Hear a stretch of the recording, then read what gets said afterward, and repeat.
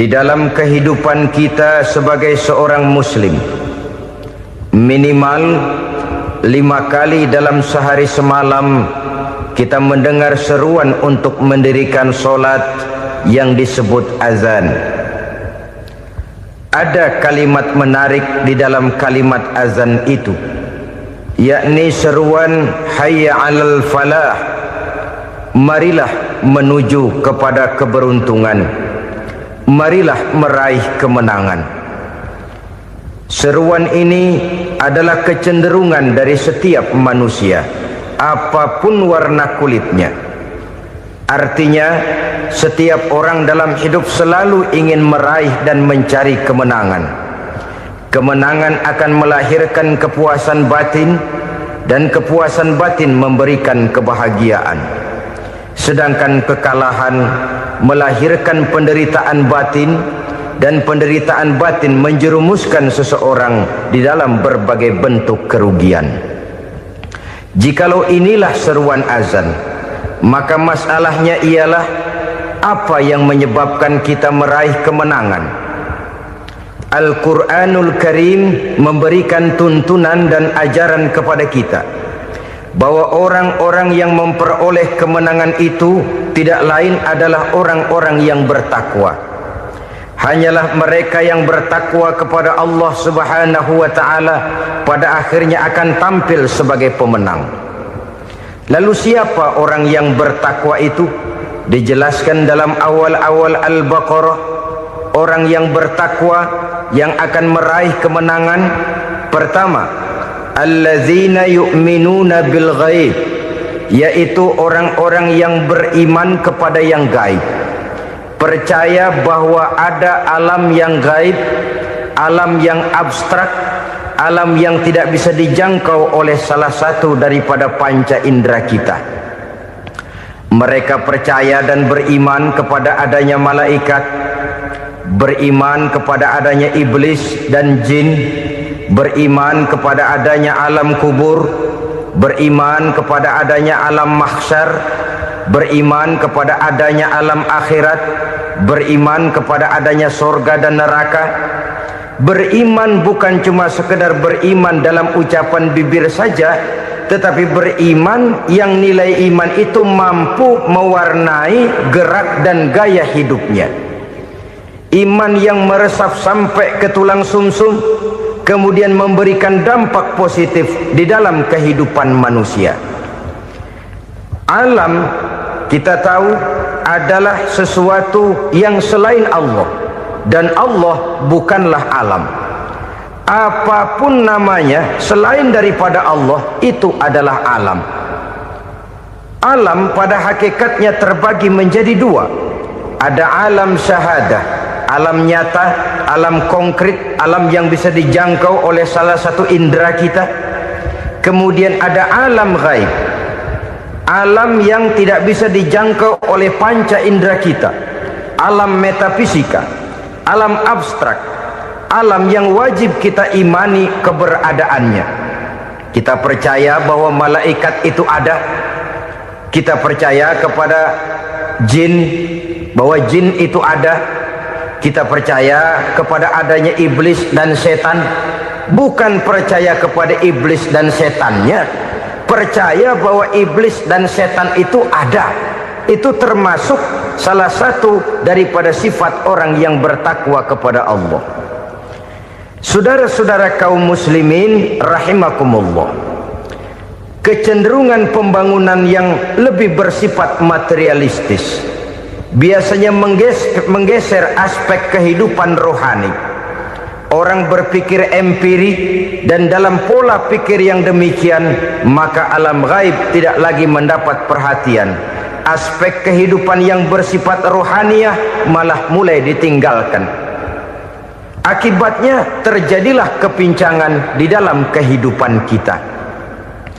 Pernah ada satu pengalaman pribadi dalam perjalanan kembali ke tanah air.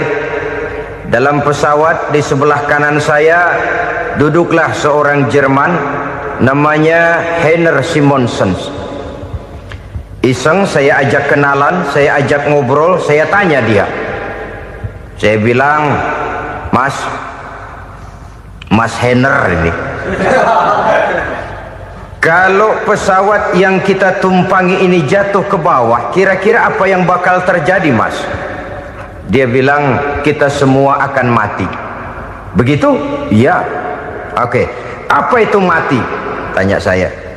Dia bilang, untuk tahu apa itu mati, kita harus tahu lebih dahulu apa itu hidup. Saya pikir nih bule bisa ngomong juga.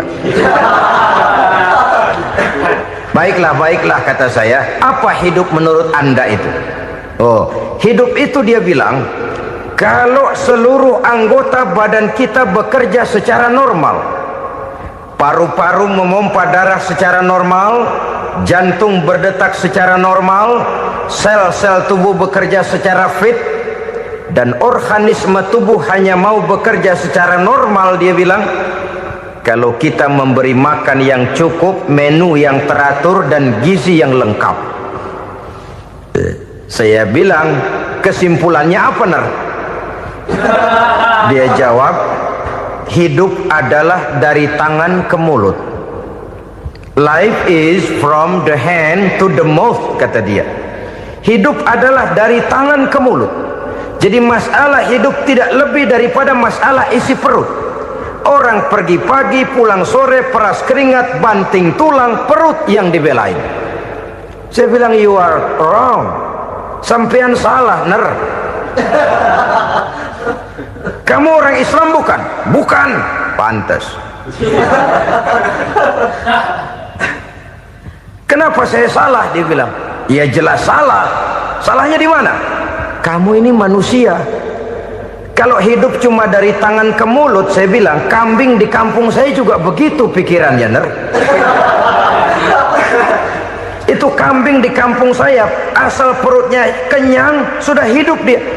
Perkara besok bagaimana, lusa prospeknya macam mana, bulan depan ada apa, kambing nggak pernah mikir. Di kampung saya kambing juga pikirannya begitu. Kamu Kristen ya? Tadinya. Loh kok tadinya, lalu apa sekarang kamu ini? Dia bilang, sekarang saya netral. Saya tidak beragama, tapi saya percaya kepada Tuhan sebagai pencipta alam. Saya ingat benar dia bilang, I haven't any religious, but I believe to God as the creator of the world. Kenapa bisa netral begitu, Ner? Habis saya bingung katanya. Islam bilang Islam baik, Kristen bilang Kristen baik, Hindu Buddha bilang Hindu Buddha baik, semua agama baik. Saya netral sekalian, nggak beragama. Yang penting saya percaya kepada Tuhan. Saya bilang, Ner, kamu ini kayak orang mau beli celana, lalu bingung. Yang satu bilang Levi's bagus, yang satu bilang Blue Jean hebat, yang satu bilang Wool England hebat. Celana ini hebat, celana itu bagus, celana ini hebat, semua celana bagus, kamu bingung. Akhirnya netral, tidak pakai celana. Itu juga salah. Saya pikir-pikir, kemudian saya melihat bahwa dua pola berpikir Henner ini nampaknya sudah mulai menggejala di lingkungan masyarakat bangsa kita. Disadari atau tidak, secara jujur kita harus berkata, dua pola pemikiran Henner ini mulai berkembang di tengah masyarakat bangsa kita. Pertama, pola pikir materialisme. Hidup adalah dari tangan ke mulut. Masalah hidup tidak lebih masalah isi perut. Itu yang perlu dibela, dan disitulah arti kehidupan. Pergi pagi, pulang sore, peras keringat, banting tulang untuk mempertahankan perut. Kalau sudah kemari cara orang berpikir, maka buat apa percaya kepada yang gaib? Untuk apa sholat? Untuk apa puasa? Untuk apa zakat? Untuk apa menghadiri majelis taklim? Tanpa kepercayaan kepada yang gaib, hidup berjalan menurut alur empiris dan materialis. Kalau sudah ke sana cara orang berpikir, biasanya orang lalu cenderung menghalalkan segala cara. Hanyalah orang yang percaya bahwa akhirat ada, hanyalah orang yang percaya bahwa alam kubur itu ada, hanyalah orang yang percaya bahwa malaikat itu ada, hidupnya akan lebih terarah dan terkendali. Karena kepercayaan kepada yang gaib yang merupakan fase daripada kehidupan setelah hidup yang sekarang ini, mewarnai gerak pribadi seseorang di dalam dia melakukan kegiatan hidupnya. Pola berpikir materialisme, disadari atau tidak, mulai menggejala di lingkungan masyarakat bangsa kita. Hidup tidak lebih dari urusan tangan ke mulut, mulut ke tangan, tangan ke mulut. Asal perut sudah kenyang, hiduplah sudah. Perkara bagaimana prospek hari yang akan datang, bagaimana akhirat, tidak jadi persoalan. Ini yang oleh Nabi diperingatkan, ad-dunya sijnul mu'min wa jannatul kafir. Dunia adalah penjara bagi orang beriman dan surga bagi orang kafir. Dulu di zaman Belanda hadis ini pernah disalah tafsirkan, disalah artikan, digunakan sebagai senjata untuk mengkebiri dan membuat impoten umat Islam. Sudahlah umat Islam gak usah macam-macam, kata Belanda. Dunia ini kan penjara buat orang Islam, surga buat orang kafir. Di penjara jangan bertingkah.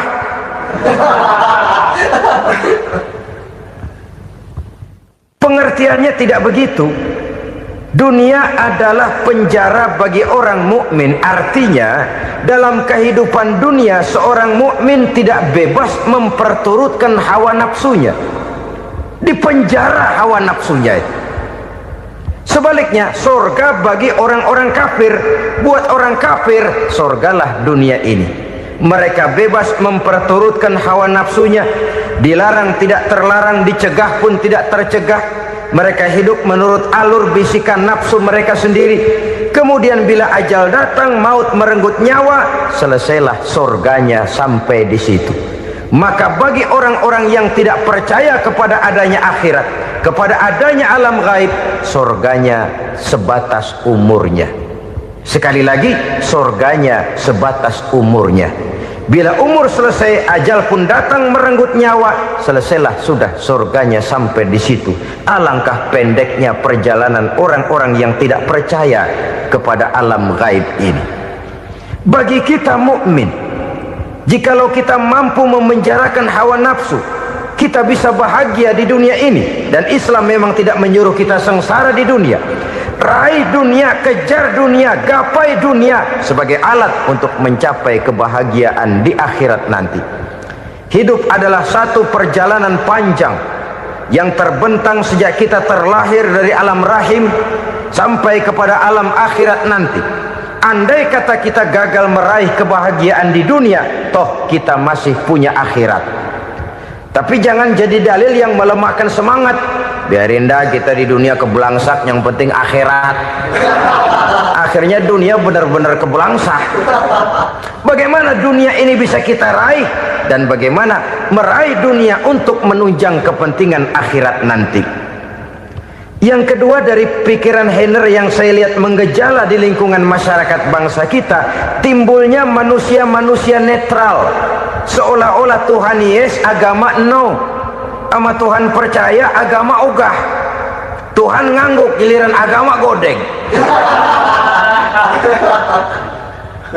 Padahal hampir dalam setiap ayat dalam Quran, kata-kata amanu biasanya bergandeng dengan wa amilus sholihat. Iman dan amal soleh. Ini sebagai isyarat Tuhan dan agama jangan pernah dipisah-pisah. Apabila kita bertuhan, maka kita harus beragama. Apabila kita beragama, maka agama itu harus bersumberkan dari Tuhan yang kita imani itu. Tidak mungkin kita pisah, Tuhan yes, agama no. Sama Tuhan percaya tapi agama bikin sendiri. Sembayangnya cukup bengong 2 jam madep ngulon.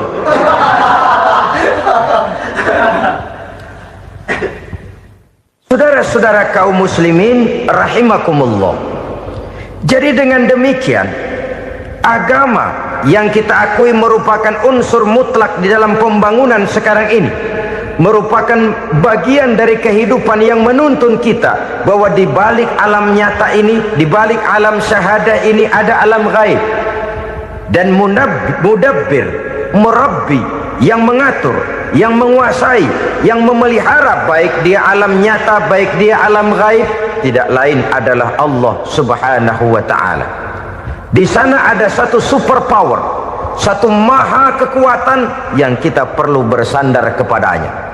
Sebagai makhluk nyata yang hidup di alam nyata, berbuatlah secara nyata sebagaimana harusnya kita berbuat. Karena Islam jelas bukan agamanya orang pemalas. Islam jelas bukan agamanya orang yang mengajarkan setelah selesai sholat boleh duduk, nggelenggem ayam-ayam, ndelohom, menghitung bintang di langit sambil menunggu keajaiban. Tidak. Islam adalah agama yang mengajarkan apabila sholat sudah selesai kamu kerjakan, bertebaranlah di permukaan bumi, cari karunia Tuhanmu. Jangan hidup berpangku tangan menunggu keajaiban, karena hidup bukan undian. Jangan berharap untung besar tanpa mau peras keringat.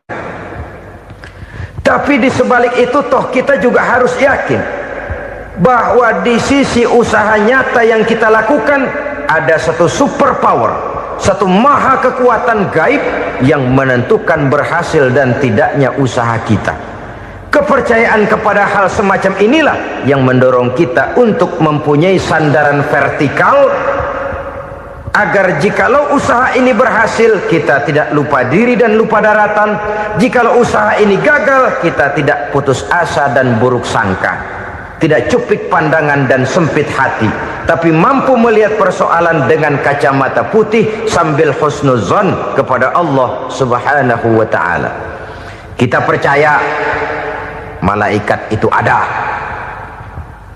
yang namanya Raqib dan Atid, mengawasi gerak hidup kita sampai kepada gerak hati kita. Ini memberikan sugesti agar kita berhati-hati, tidak sejengkal tanah pun kita bisa berlindung dari pengawasan Raqib dan Atid. Ada munkar nakir yang akan menyoal kita di alam kubur. Ada malaikat Malik, penjaga neraka. Ada malaikat Ridwan yang menjaga surga. Kita percaya kepada adanya jin, kita percaya kepada adanya setan, iblis. Percaya kepada adanya, bukan mempercayai si setan, si iblis lalu menjadikannya sebagai teman. Tidak. Percaya bahwa mereka itu ada dan merupakan makhluk Allah yang gaib yang diciptakan Allah Azza wa Jalla. Kepercayaan kepada alam gaib memberikan motivasi terhadap gerak lahir manusia, sehingga dengan motivasi kepercayaan kepada yang gaib, gerak lahir jadi lebih terarah, jadi lebih terpelihara. Pernah seseorang bertanya, "Pak, apakah adanya akhirat bisa dibuktikan secara ilmiah?" Saya bilang tidak bisa, tidak bisa. Kenapa? Karena yang berangkat nggak pernah pulang kemari lagi. Kalau dia pulang kemari bisa kita tanya bagaimana enak di sono. Cuma secara moral saya katakan, lebih beruntung orang yang percaya kepada akhirat daripada yang tidak. Sekarang saudara percaya akhirat ada, lalu saudara baik-baik di dunia, sholat, puasa, zakat, menolong orang lain, menebarkan kebajikan. Saudara mati, andai kata akhirat tidak ada, toh dalam hidup saudara sudah berbuat baik, paling tidak nama saudara akan dikenang sebagai orang baik. Sebaliknya, saudara percaya, kata saya, bahwa akhirat tidak ada, lalu hidup semau-maunya, tenggelam dalam maksiat dan munkarat, menentang Allah, tidak mau ruku dan sujud, lalu saudara mati, kemudian akhirat ada. Ayo, mau apa? Bekal tidak punya. Jadi secara moral lebih beruntung orang yang percaya kepada adanya akhirat daripada yang tidak percaya. Dan itu alam gaib yang tidak bisa dibuktikan secara eksat. Jangankan untuk membuktikan seperti itu, dalam kehidupan sehari-hari saja yang kita rasakan tidak selalu berbentuk toh. Angin, bagaimana sih bentuknya angin? Kita tidak tahu. Merah, buktinya kalau dikerok merah. Yang merah itu kulit, yang kulit kita bukan anginnya. Sakit, rasa sakit itu ada, tapi bagaimana bentuk sakit kita nggak pernah tahu. Kalau kita makan cabai pedas, bagaimana bentuk pedas itu tidak ada, tapi rasa ada. bentuk pedas hijau, cabenya bukan pedasnya. Tidak semua yang kita rasakan bisa kita gambarkan dalam bentuk yang konkret. Oleh karena itu, sekali lagi bahwa kepercayaan kepada alam yang gaib mampu memberikan satu sugesti yang menata kehidupan seseorang lebih lurus, lebih terarah, dan lebih terkendali.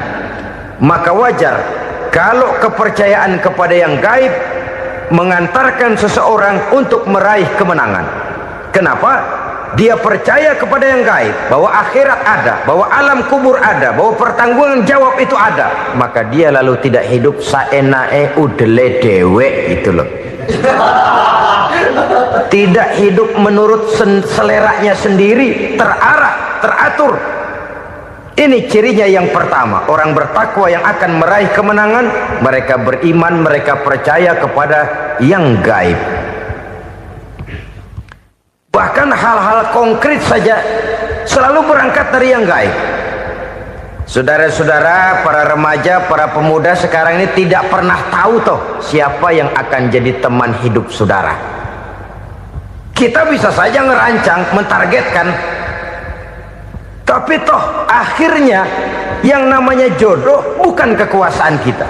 Rezeki di luar kemampuan kita. Begitu juga ajal, maut, jodoh, ajal adalah contoh-contoh konkret bahwa pada akhirnya yang gaiblah yang menentukan. Bertahun-tahun ngelancong, emang jodoh seret, nggak jadi.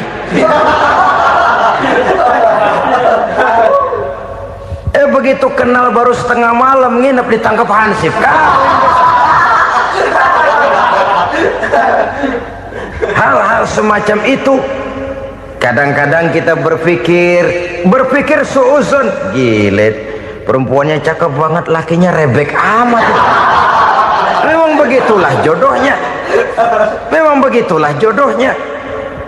Saudara hadirin ma'asyiral muslimin yang saya hormati, jadi hal-hal yang konkret saja kita yakini sepenuhnya ditentukan oleh satu superpower yang gaib itu tadi.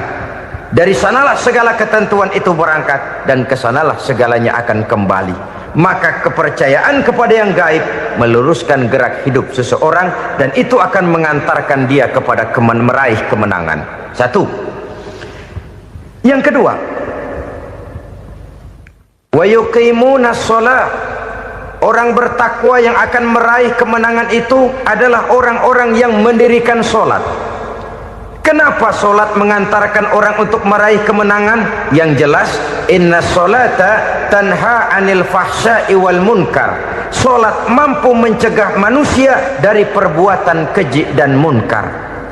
Banyak filsafat hidup yang terkandung di dalam sholat ini.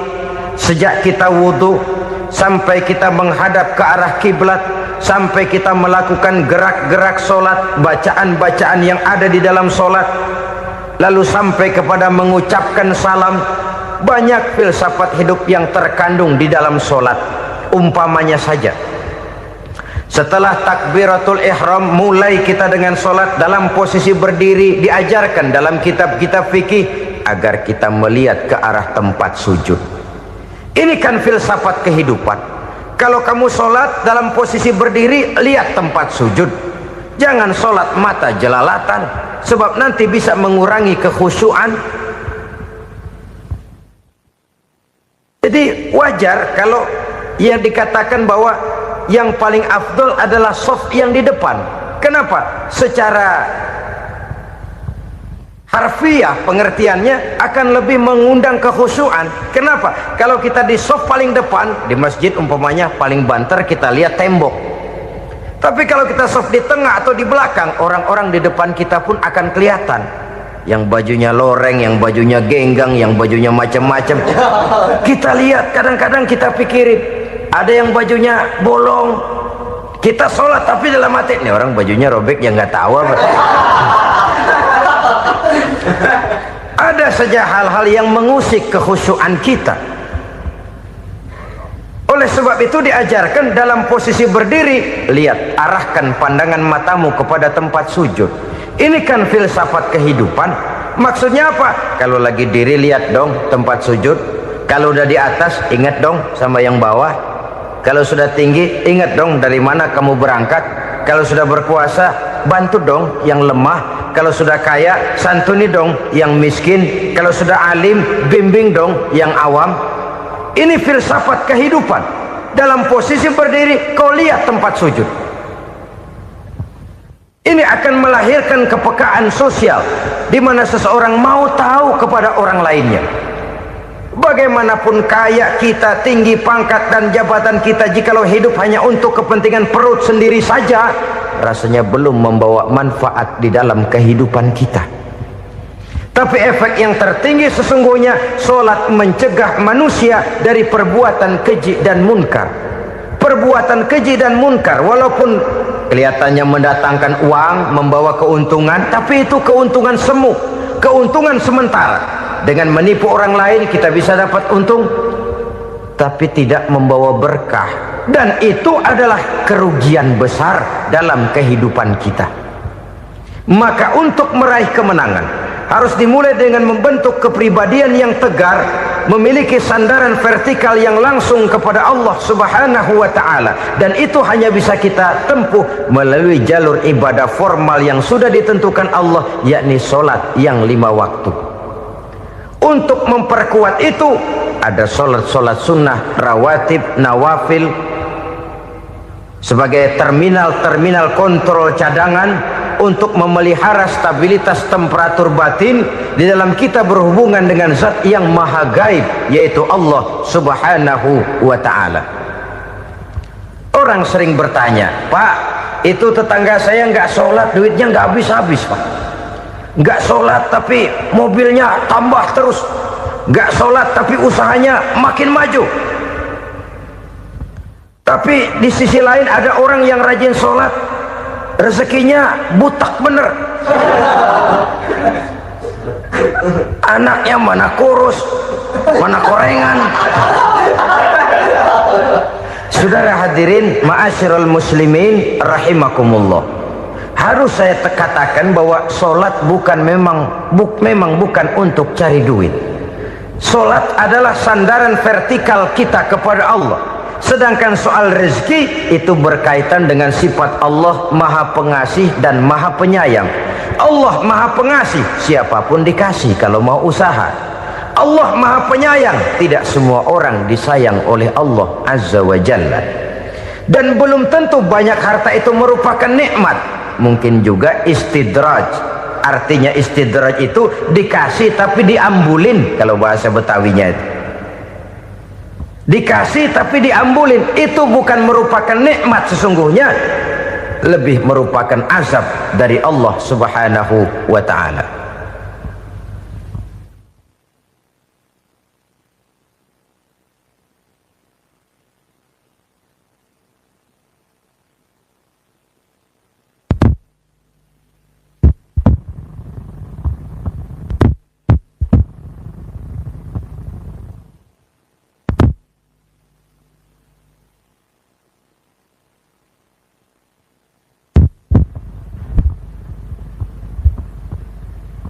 Agama mempunyai sistem solat, dan kita umat Islam telah dituntun oleh Allah Subhanahu wa ta'ala yang wajibnya 5 kali dalam sehari semalam mendirikan solat, dan itu tentu berada dalam jangkauan kemampuan manusia.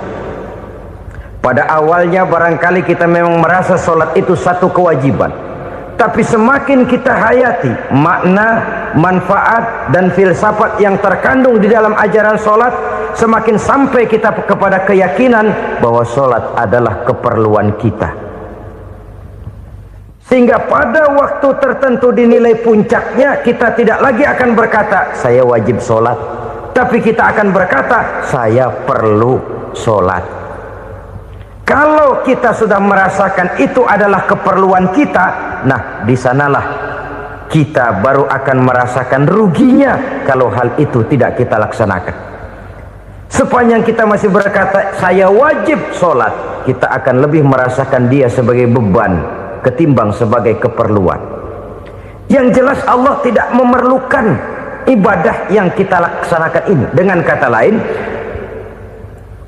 Andai kata satu dunia penuh ini orang tidak ada yang sholat satu pun, Allah tidak akan turun dari jabatan Tuhan. Jangan lalu berpikir kalau kita ngambek se-RW kagak sembahyang Tuhan tekor kali ini ya. Tentu tidak. Itu perlunya kita, bukan perlunya Allah. Dan pada induknya kita akan berkata, saya perlu agama.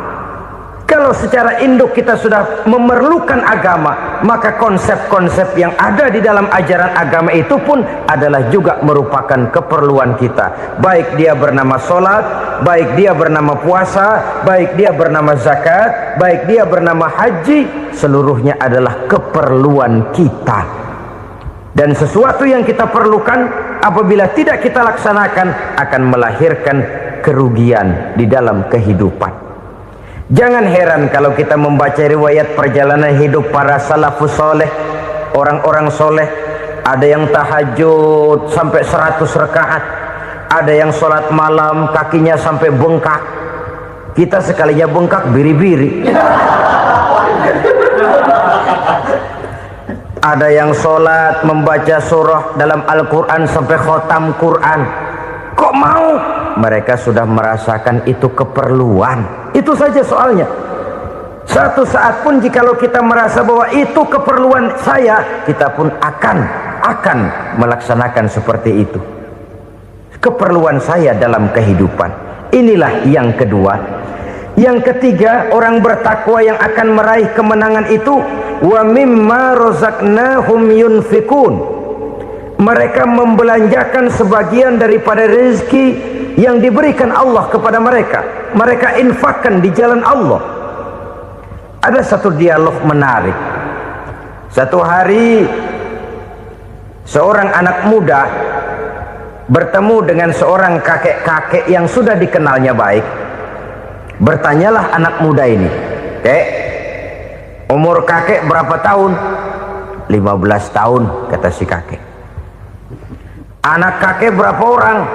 1. "Harta kakek berapa banyak?" 15 juta.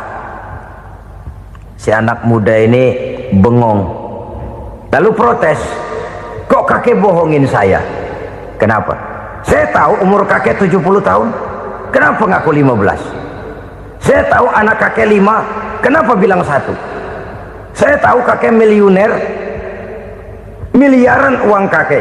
Kenapa ngaku cuma 15 juta? Begini, kata si kakek tadi. Benar, umur saya 70 tahun. Tapi dari umur yang 70 tahun itu baru 15 tahun terakhir ini saya merasakan ibadah kepada Allah. Meninggalkan maksiat, jauh dari segala macam munkarat. Maka yang 15 tahun inilah yang benar-benar saya rasakan sebagai umur saya. Benar anak saya 5, tapi yang 4 susah diatur. Cuman 1 rasanya nih yang bakal jadi si buah hati belahan jantung berlanjut cerita penerus sejarah. Cuma 1 ini yang saya harapkan, yang akan jadi anak soleh, yang akan membuat saya menerima pensiunan pahala. Kalau yang 4 apek dah, nggak ada harapan. Yang 1 nyekek botol melulu. Oh begitu, iya. Lalu kenapa kakek bilang harta kakek cuma 15 juta padahal saya tahu kakek uangnya miliaran, depositonya banyak? Ya karena 15 juta itulah yang saya ingat yang pernah saya belanjakan di jalan Allah. Saya merasa itulah harta saya yang sebenarnya. Yang miliaran yang saya simpan di bank kelak kalau satu saat saya mati akan jadi rebutan di antara anak-anak saya. Ya kalau anak saya soleh kayak yang 1 ini. Kalau yang 4 tadi udah tulen dia bakal berantem dah berebut tuh. Jadi 15 juta yang saya belanjakan di jalan Allah inilah yang saya merasakan benar-benar harta saya yang sesungguhnya. Dialog ini patut menjadi bahan renungan kita bersama. Diberikan kita umur 40, 50, 60, 70, 80. Berapa tahun dari umur yang diberikan itu yang jalan mulus, yang kita gunakan untuk melaksanakan ibadah? Banyak harta kita simpan di bank, di lemari, di dompet, di tas. Tapi berapa yang sudah kita depositokan di jalan Allah yang akan menemani kita di hari kita kembali nanti? Maka orang bertakwa yang akan meraih kemenangan, wa mimma razaqnahum yunfikun, mereka membelanjakan sebagian dari rezeki yang diberikan Allah di jalan Allah subhanahu wa ta'ala. Ma'asyiral muslimin rahimakumullah, zahirnya memang kita memberikan kepada orang lain, tapi hakikatnya kita menyimpan untuk diri kita sendiri. Kita memberikan kepada yatim piatu 25.000, zahirnya kita memberikan si yatim, hakikatnya kan kita cuma nyimpan. Saya berikan, titip kepadamu, ini untuk saya di akhirat. Kau boleh belikan baju, kau boleh belikan untukmu makan, kau boleh bayarkan sekolahmu, ini untuk saya. Hakikatnya kita nyumbang masjid 1 juta, zahirnya kita berikan kepada panitia masjid, tapi hakikatnya kan cuma titip 1 juta ya, untuk saya di alam kubur nanti. Silahkan kau boleh belikan semen, ini uang, belikan besi, belikan pasir, saya cuma sekedar titip untuk kepentingan saya. Hakikatnya kita cuma sekedar menitip.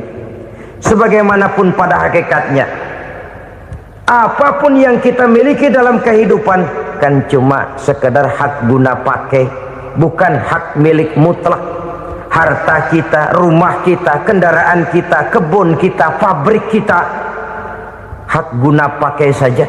Hak milik mutlak cuma untuk Allah subhanahu wa ta'ala. Saudara-saudara kaum muslimin rahimakumullah, ini yang ketiga. Kemudian yang keempat, orang-orang bertakwa yang akan meraih kemenangan, allazina yu'minuna bima unzila ilaika, mereka yang beriman, mereka yang percaya kepada apa yang telah diturunkan kepadamu Muhammad, ay Al-Quran, yakni Al-Quranul Karim. Setelah percaya kepada yang gaib, mendirikan solat, kemudian menginfakkan sebagian dari rezeki yang diberikan Allah, mereka juga lalu percaya kepada yang diturunkan terhadap Nabi, yaitu tidak lain Al-Quranul Karim. Sekali lagi di sini, percaya bukan hanya sekedar percaya saja, tetapi percaya lalu menjadikan Al-Quran itu sebagai pedoman hidup. Sebab memang Al-Quran itu adalah GBHM, garis-garis besar haluan muslim. Apa yang harus kita lakukan, apa yang harus tidak kita lakukan, bagaimana mestinya kita bertingkah laku dan berbuat, seluruhnya tercantum di dalam Al-Quranul Karim. Itu sebabnya ketika satu hari Aisyah ditanya bagaimana akhlak Rasul, beliau menjawab, kana Rasulullah sallallahu alaihi wasallam khuluquhul Quran. Akhlak daripada Rasulullah tidak lain adalah Al-Quran. Jawaban simpel ini memberikan gambaran bahwa keseluruhan daripada konsepsi Quran sudah diterjemahkan dalam kehidupan Rasulullah sallallahu alaihi wasallam. Karena kita tahu akhlak adalah keseluruhan dari gerak hidup manusia, sejak ia berpribadi, berumah tangga, bertetangga, bermasyarakat, sampai kepada berbangsa dan bernegara. Al-Quran tetap memberikan sentuhan nilainya. Oleh karenanya, orang-orang yang bertakwa adalah orang-orang yang menjadikan Al-Quran sebagai pedoman dalam kehidupannya. Dan kita yakini Al-Quran diturunkan kepada Nabi Muhammad bukan merupakan produk Nabi Muhammad. Isi dan redaksinya langsung dari Allah subhanahu wa ta'ala. Kemudian cirinya yang kelima, orang bertakwa yang akan meraih kemenangan itu, wa ma unzila min qablika, tidak hanya sekedar percaya kepada yang diturunkan terhadap Nabi Muhammad yaitu Al-Quran, mereka juga percaya kepada apa yang pernah diturunkan kepada para nabi, kepada para rasul sebelum Nabi Muhammad. Percaya kepada adanya suhuf, percaya kepada adanya Taurat, percaya kepada adanya Injil, percaya bahwa Allah dahulunya sudah menurunkan Taurat kepada Musa, percaya bahwa Allah sudah menurunkan Injil kepada Isa, percaya Injil ada, Taurat ada, diturunkan Allah untuk Isa dan Musa, tetapi tidak wajib mengamalkannya karena kita sudah diberikan Al-Quranul Karim. Ini yang perlu saya garis bawahi. Kita percaya Allah telah menurunkan Injil dahulu kepada Isa. Kita percaya bahwa Allah telah menurunkan Taurat dahulunya kepada Nabi Musa. Kadang-kadang ini dijadikan dalih, dikacaukan pengertiannya. Quran saja mengajarkan bahwa orang yang bertakwa harus percaya kepada Injil, maka pakailah Injil. Apalagi kalau ayat sebelumnya ditilap, dihapus, dihilangkan, Injilnya yang ditekankan, maka akan terjadilah penekanan yang salah arah. Karena salah arah akhirnya bisa merusak dan menghancurkan akidah. Ketika Rasul suatu saat pernah ditanya orang, "Ya Rasul, bagaimana sikap kita sebagai muslim terhadap Injil yang ada sekarang?"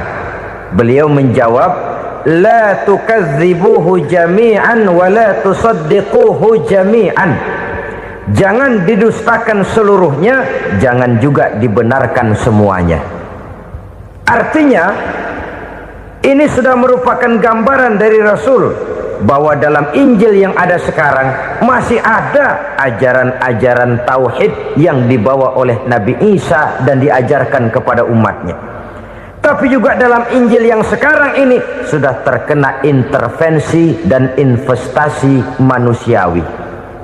Karena itu Rasul menyimpulkan, la tukadzibuhu jami'an wa la tusaddiquhu jami'an. Jangan didustakan semua, jangan dibenarkan seluruhnya. Kita memang percaya Allah telah menurunkan Injil kepada Nabi Isa dulu, tapi kita tidak wajib mengamalkan Injil. Kita percaya Allah telah menurunkan Taurat kepada Nabi Musa, tapi kita tidak wajib mengamalkan kitab ajaran Taurat. Yang wajib kita percayai dan kita amalkan hanyalah Al-Quranul Karim. Kenapa? Oleh karena baik yang ada di dalam Taurat, baik yang ada di dalam Injil, tentu tercakup di dalam Al-Quran sebagai kitab terakhir yang diturunkan oleh Allah Subhanahu wa Ta'ala. Dan itu wajar. Kalau seorang pejabat mau mengeluarkan satu keputusan baru, tentu dia harus meninjau keputusan-keputusan lama.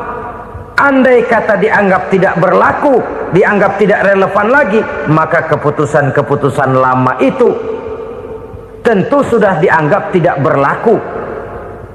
Sebagian daripada aturan-aturan dalam keputusan lama yang masih dianggap relevan tercantum dalam keputusan baru yang wajib diamalkan.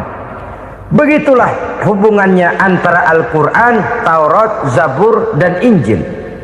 4 kitab samawi yang diturunkan Allah masing-masing kepada Zabur untuk Nabi Daud, Taurat untuk Nabi Musa, dan Injil untuk Nabi Isa alaihi wassalatu wassalam.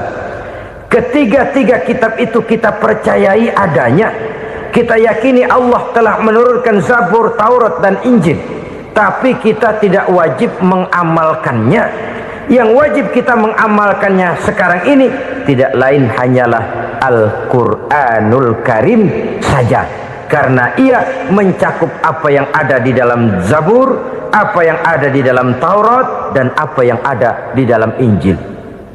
Keotentikannya bisa dipertanggungjawabkan. Ya, tapi kan Nabi Muhammad sudah mati 14 abad yang lalu, dan di zaman beliau Al-Quran kan belum dikodifikasikan, belum ditulis. Bagaimana keotentikannya bisa dipertanggungjawabkan? Mudah saja. Allah berjanji, inna nahnu nazzalna dzikra wa inna lahu lahafizun. Kami yang menurunkan Al-Quran dan kami yang akan menjaga dan memeliharanya. Allah turunkan Quran, Allah menjaganya. Bagaimana cara Allah menjaga Al-Quran itu? Banyaknya orang-orang yang hafaz Al-Quran.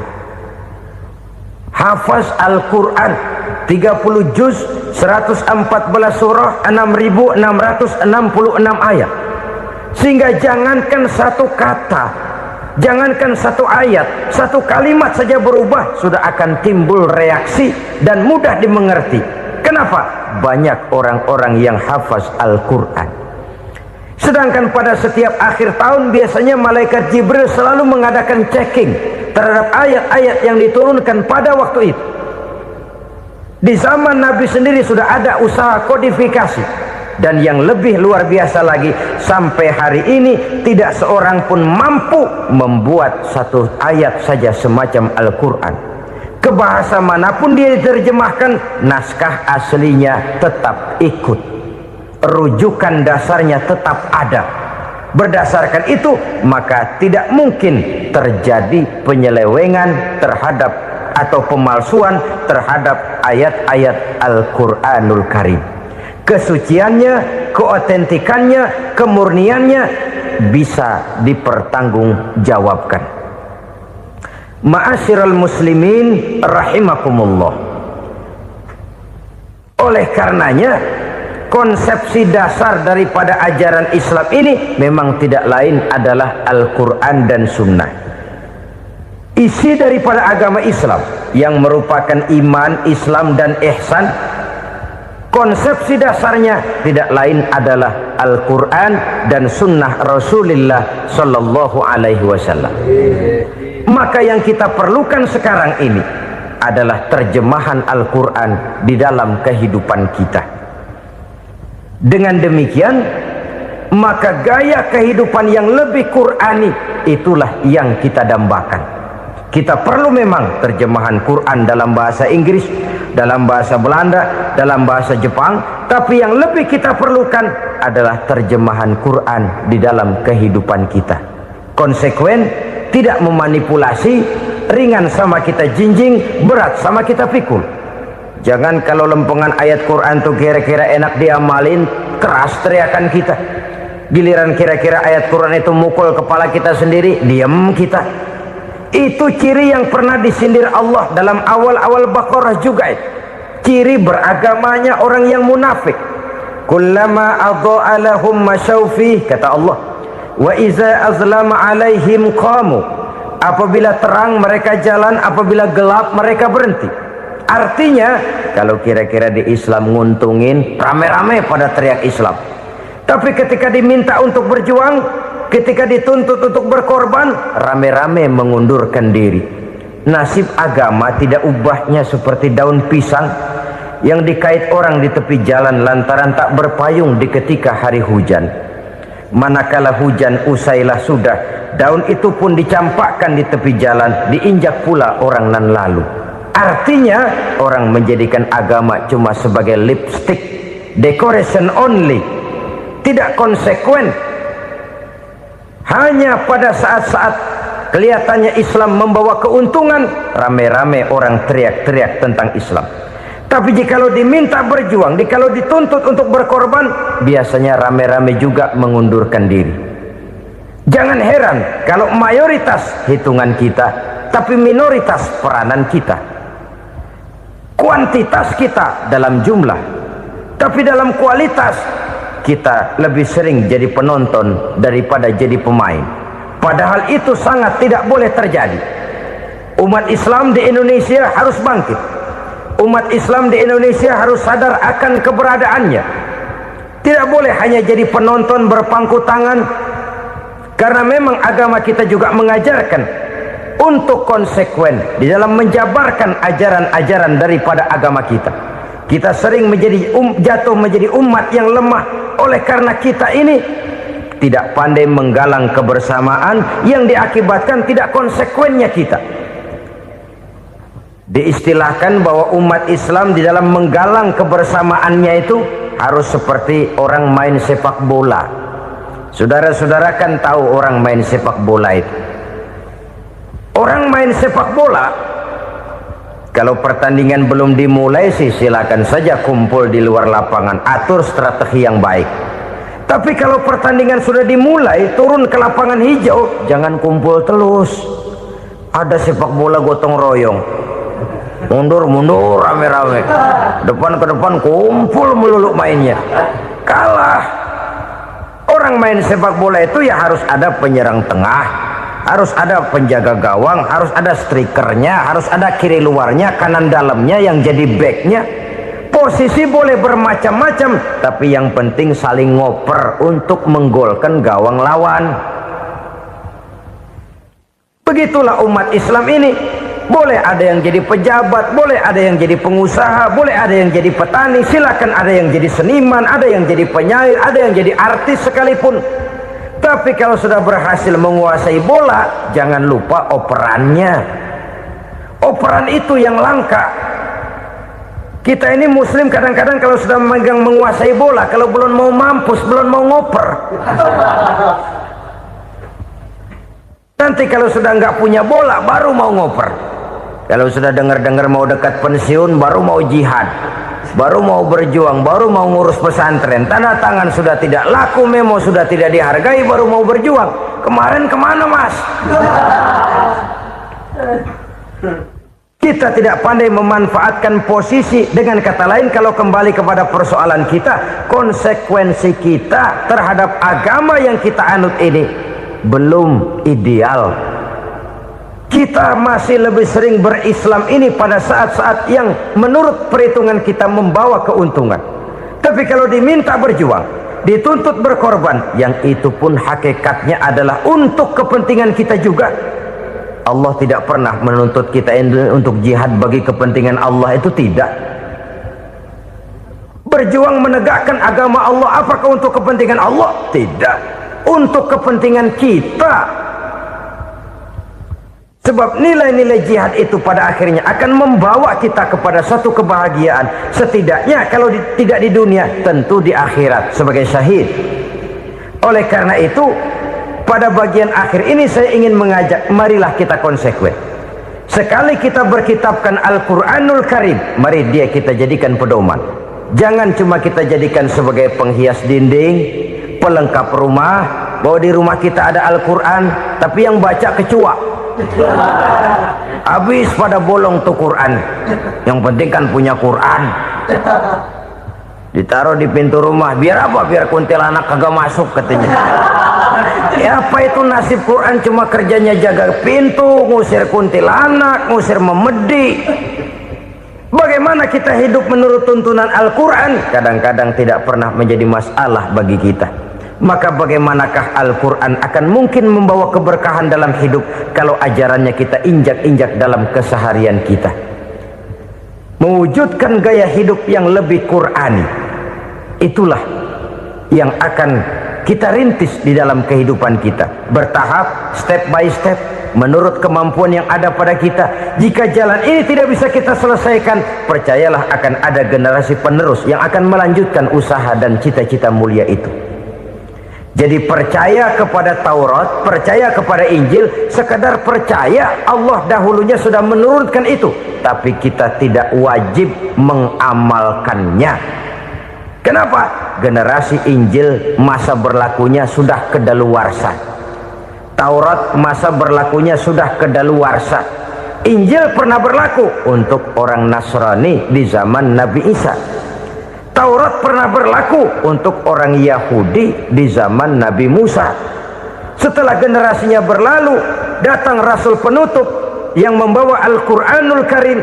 Maka Al-Quran itulah yang berlaku menjadi pedoman sampai hari akhir nanti.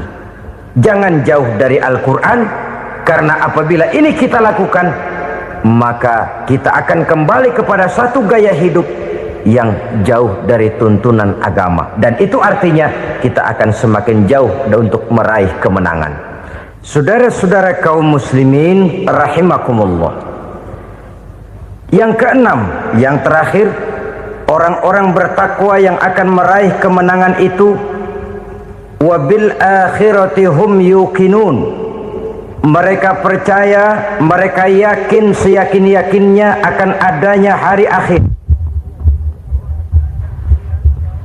di mana seseorang akan mempertanggungjawabkan seluruh perbuatannya di dalam hidup ini, dan tidak ada satu perbuatan yang bagaimana kecilnya sekalipun yang tersembunyi dalam pandangan manusia yang tidak akan dibukakan persoalannya di mahkamah Qadi Rabbul Jalil di akhirat nanti. Itulah sebabnya maka percaya kepada akhirat disebut secara khusus Padahal di awal tadi sudah dijelaskan yu'minuna bil ghaib, percaya kepada alam gaib, dan alam gaib ini termasuk akhirat. Kenapa pada bagian akhir disebut lagi akhirat? Karena ternyata bahwa kepercayaan kepada adanya akhirat merupakan induk dari kepercayaan terhadap adanya malaikat, setan, jin dan lain sebagainya, dan akan lebih memberikan sugesti dalam kehidupan manusia untuk meluruskan gerak hidupnya. Jikalau satu saat tergerak hati akan berbuat kejahatan, ingin mencuri, sadarlah, awas ada akhirat. Sebab kalau kita cuma teriak awas ada polisi, itu cuma tertunda sementara. Begitu polisi meleng, embat. Kalau kita ingin berbuat jahat cuma berteriak awas ada hansip, cuma sementara ketika hansip itu ada. Tapi kalau ceritanya awas ada akhirat, mau menyeleweng awas ada akhirat, mau berjudi awas ada akhirat, mau mencuri awas ada akhirat. Keyakinan yang akan meluruskan gerak hidup manusia sehingga gerak itu jadi lebih terarah dan terkontrol, tidak merugikan baik diri sendiri, lebih-lebih orang lain. Ternyata bahwa kepercayaan kepadanya adanya hari akhirat sanggup menjadi sumber daya kontrol dari kehidupan manusia, sehingga ia tidak terjebak dalam perbuatan maksiat dan munkarat. Saudara-saudara kaum muslimin, inilah saja yang kita bicarakan pada pertemuan kali ini. Semoga Allah subhanahu wa ta'ala memberikan kekuatan zahir dan batin kepada kita. Amin. Untuk dapat meraih kemenangan dengan beriman kepada yang gaib, mendirikan solat, membelanjakan sebagian dari rezeki yang diberikan Allah, percaya kepada Al-Quran, beriman kepada kitab-kitab yang diturunkan sebelum Al-Quran, lalu meyakini adanya hari akhirat. Saya percaya kepada sesuatu yang saya mengerti, sesuatu yang boleh dipelajari sejak TK sampai perguruan tinggi, sejak anak-anak sampai kakek nenek. Saya bukan percaya kepada sesuatu yang saya tidak mengerti tapi yang harus saya percaya. Saya justru percaya kepada sesuatu yang memang saya mengerti. Saudara-saudara, demikianlah bahwa Tuhan dalam Islam adalah Tuhan yang terbuka, rasional, boleh dipelajari sejak kakek-kakek sampai anak-anak, sejak TK sampai kepada perguruan tinggi. Lalu yang kedua, masih menurut kata dia, saya adalah pengagum Amerika, dia bilang, sebagai penegak hak-hak asasi manusia, sebagai pahlawan demokrasi yang pagi-pagi sudah mencanangkan di dalam dia punya Declaration of Independence bahwa semua manusia dilahirkan sama, all men are created equal. Saya kagum dengan itu. Sampai pada satu saat, menurut cerita dia, saya berada di New York, saya mau masuk sebuah restoran, saya tertegun ketika saya akan masuk. Di pintu restoran itu tertulis white only, white only, hanya melayani kulit putih. Artinya sing kulite ireng minggir. Saya gelo, saya nelongso, bahasa Inggrisnya. Katanya all men are created equal, semua manusia dilahirkan sama. Lah ini kok tegel-tegele, kok sampai hati bikin tulisan hanya melayani kulit putih. Sampai saya melihat dalam Islam ini betapa si kulit putih dan si kulit hitam duduk saling berdampingan. Masjid menjadi simbol semangat kebersamaan mereka. Siapapun masuk masjid, buka sepatu. Di sana mereka menghadap ke arah yang sama, menyembah Allah Tuhan yang sama, mengikuti cara Rasul yang sama, melakukan gerak yang sama, membaca bacaan yang sama, dengan bahasa yang sama. Persaudaraan seperti inilah yang lama saya dambakan. Ini kenapa saya memilih Islam. Saudara-saudara kaum muslimin, saya ingin menggunakan cerita ini sebagai pengantar bahwa salah satu misi Islam memang membebaskan manusia dari ras diskriminasi. Nabi menyatakan, innallaha la yanzuru ila suwarikum wa amwalikum, walakin yanzuru ila qulubikum wa a'malikum. Sungguh Allah tidak melihat tampangmu, Allah tidak melihat potonganmu, Allah juga tidak melihat hartamu. Yang Allah lihat adalah hati dan amal perbuatanmu. Islam membebaskan manusia dari ras diskriminasi. Dari manapun orang datang, apapun warna kulitnya, dari suku apapun ia dilahirkan, akidah mengikatnya dalam satu persaudaraan yang mesra, persaudaraan Islam. Nilai manusia dengan demikian bergantung kepada ketakwaannya. Takwa, seperti kita tahu, adalah bahasa Quran yang sudah menjadi bahasa kita. Sedemikian sering kalimat ini dipakai, sampai-sampai ia mengalami pergeseran dari arti yang sebenarnya. Takwa, sejauh yang kita baca dari peninggalan para ulama kita, mempunyai konotasi imtithalul awamir wajtinabun nawahi, melaksanakan seluruh yang diperintah Allah dan meninggalkan semua yang dilarangnya. Apa perbedaan prinsipnya? Kalau melaksanakan perintah itu sesuai dengan kemampuan, tapi menjauhi larangan itu mutlak. Enak kalau ada ayat jauhilah larangan Allah semampu kamu, enak. Yang semampu kita itu melaksanakan perintah, tapi kalau sudah meninggalkan larangan mutlak, jauhi, tinggalkan. Disitulah nilai ketakwaan seseorang. Ini kan enggak, karena takwa digunakan oleh semua orang, akhirnya artinya bergeser. Semua ngomong takwa. Pejabat kalau dilantik bertakwa, bertakwa, bertakwa, sampai membleh bertakwa. Setelah pelantikan mata takwa ngalor dia ngidul. Harus dikembalikan kepada pengertian asalnya.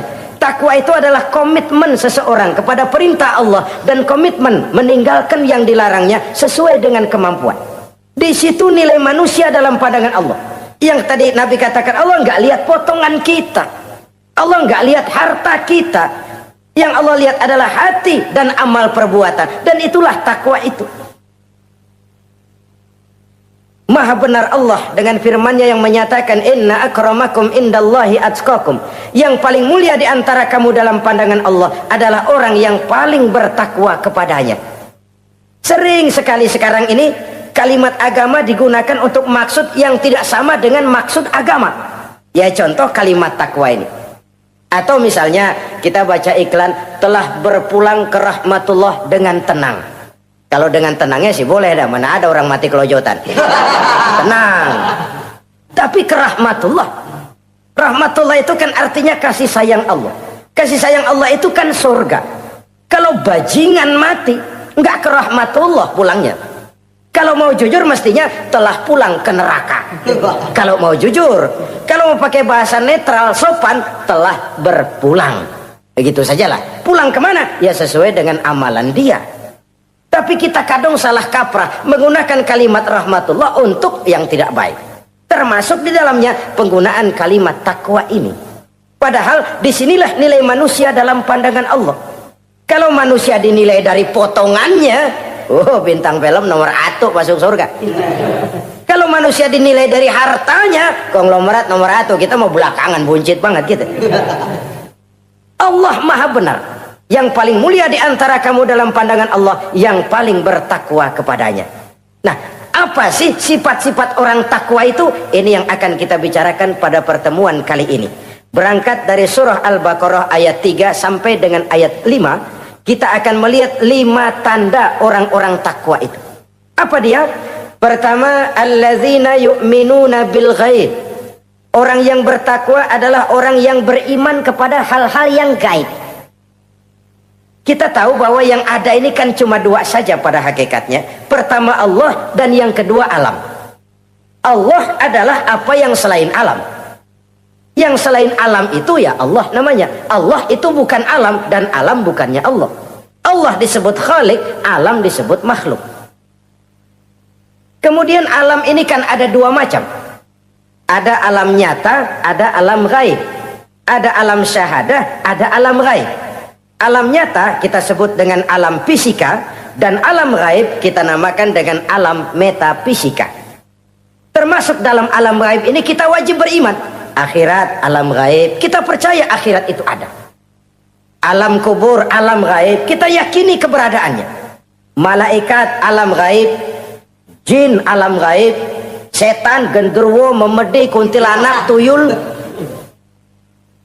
Kita percaya kepada iblis, percaya bahwa iblis itu ada. Kita percaya kepada malaikat, percaya bahwa malaikat itu ada. Dan kepercayaan ini sudah nature. Kalau kita lihat dalam dunia animisme, orang dahulu menyembah pohon sebenarnya kan karena dia percaya bahwa pohon punya kekuatan. Kekuatan itu yang disembah untuk mengharap manfaatnya atau terhindar dari bahaya yang bisa ditimbulkannya. Orang menyembah api karena percaya di balik api itu ada kekuatan. Orang menyembah lautan begitu, orang menyembah gunung begitu. Nah, Islam mengarahkan ini kepada hal-hal yang lebih konkret. Percaya kepada alam gaib. Bahwa di balik alam nyata ini ada alam yang tidak nyata. Apakah itu namanya akhirat, alam barzah, malaikat, jin, itu semua termasuk di dalam alam yang gaib. Orang yang bertakwa, alladzina yu'minuna bil gaib. Dia percaya kepada yang gaib-gaib itu. Percaya tentang adanya. Bukan percaya kepada iblis lalu ngikutin si iblis, bukan. Kita percaya yang namanya iblis itu ada. Setan itu ada, jin itu ada, malaikat itu ada, alam kubur itu ada. Sebagai makhluk yang diciptakan oleh Allah dan Allah sebagai khalik. Baik alam syahadat, baik alam gaib, penciptanya tetap Allah Subhanahu wa ta'ala. Allah menciptakan siang, Allah ciptakan malam, Allah ciptakan yang baik, Allah ciptakan yang tidak baik. Apa perlunya? Ada manfaatnya untuk keseimbangan dalam alam ini. Manusia kan diberikan kebebasan bahwa segala sesuatu sudah ditentukan Allah memang, tapi kan tidak diberitahukan ke kita. Alam naj'al lahu 'ainaini wa lisana wa syafatain. Bukankah kami berikan kamu dua mata, dua telinga, lidah? Bukankah kami berikan kamu kemampuan untuk berpikir? Kami berikan tunjukkan dua jalan, yang baik, yang tidak baik.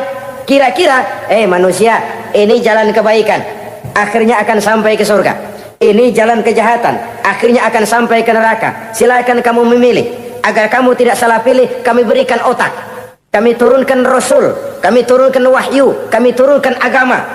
Kalau sudah sedemikian komplitnya masih salah pilih juga, emang dasar rezeki bonyok. Dikasih otak, diturunkan nabi dan rasul, diturunkan wahyu, ditunjukkan jalan kebenaran. Malahan kata Imam Mustafa Al-Maraghi, Allah memberikan petunjuk kepada kita itu bertahap. Pertama diberikan yang namanya hidayatul ilham, insting. Insting ini tingkatan dasar yang sangat diperlukan oleh manusia. Kita bisa lapar, kita bisa sedih, kita bisa gembira, kita bisa nangis, kita bisa ketawa. Nggak ada yang ngajarin. Belum pernah saya melihat ada kursus ketawa, belum pernah. Belum pernah ada akademi pertangisan, nggak ada. Itu insting yang kita bawa sejak lahir. Dan anehnya ketawa tiap orang nggak sama, nangis tiap orang nggak sama. Itu insting. Bayangin kalau gitu itu nggak ada, kita nggak bisa sedih, nggak bisa gembira, kita nggak bisa ketawa, nggak bisa nangis. Polos hidup ini, kayak boneka. Nggak ada insting. Nah, ini juga diberikan kepada binatang. Binatang kan cuma instingnya insting rendah. Binatang marah bisa marah. Tapi perasaan mulia binatang nggak punya. Kepengen dipuji, kan kagak ada binatang. Dia cuma punya perasaan-perasaan rendah. Marah, pengen tahu kebo kita sodok, marah dia. Perasaan rendah, lapar, binatang punya. Kenyang, binatang punya.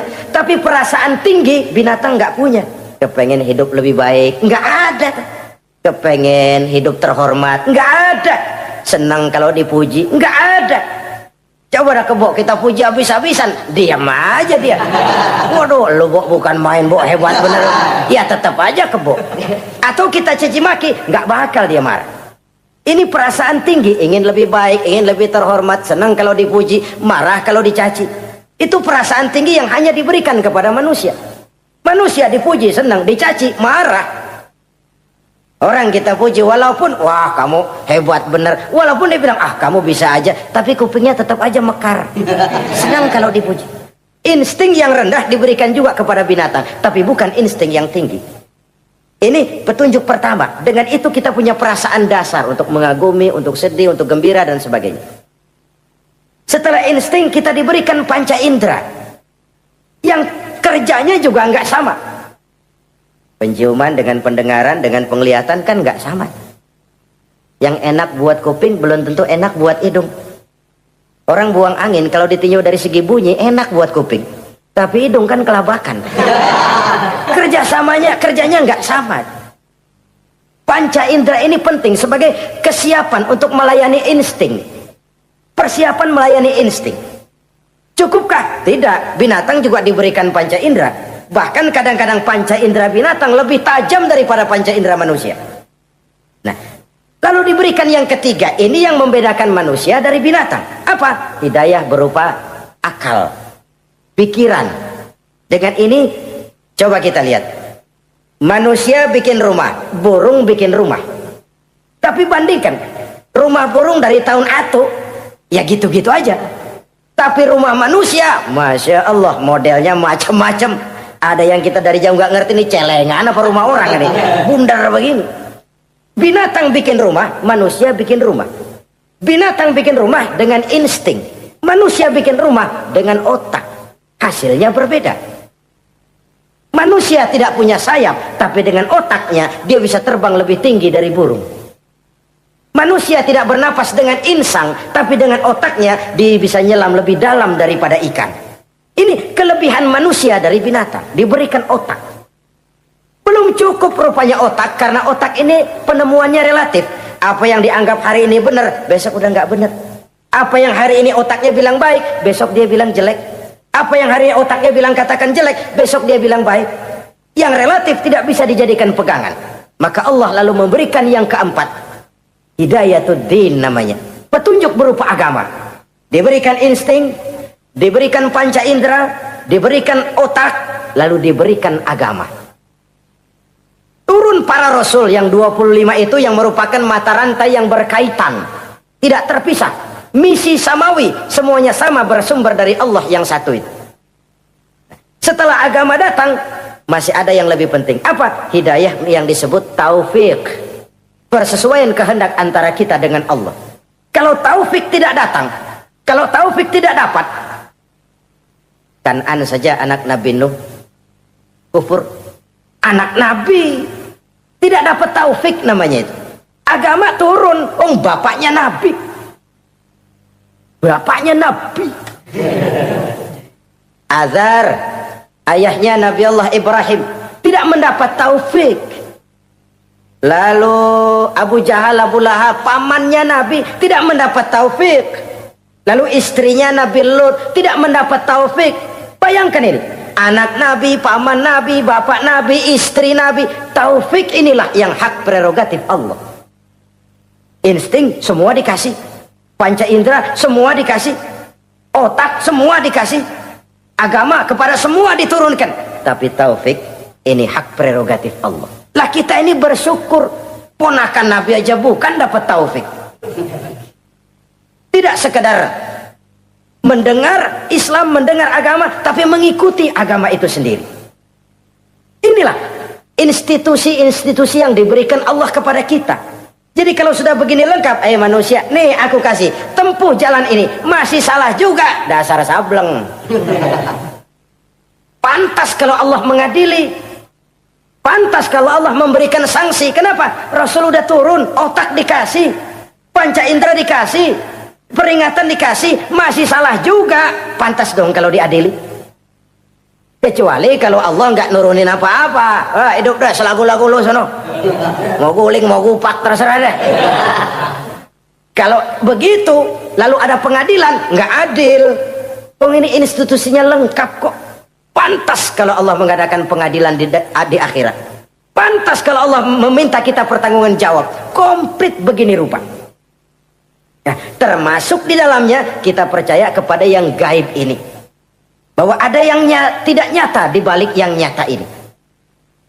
Ada yang kita percaya kebaikannya, ada yang kita percaya sekedar percaya saja.